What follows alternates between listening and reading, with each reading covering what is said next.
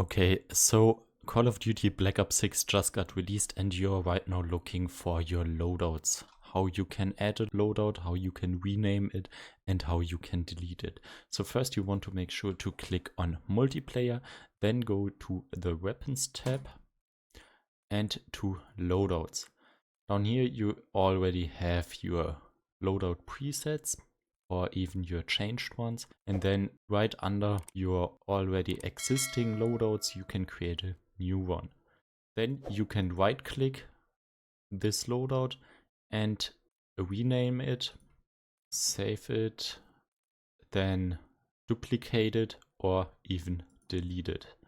So this is my main loadout and I want to do the same class again but with different perks.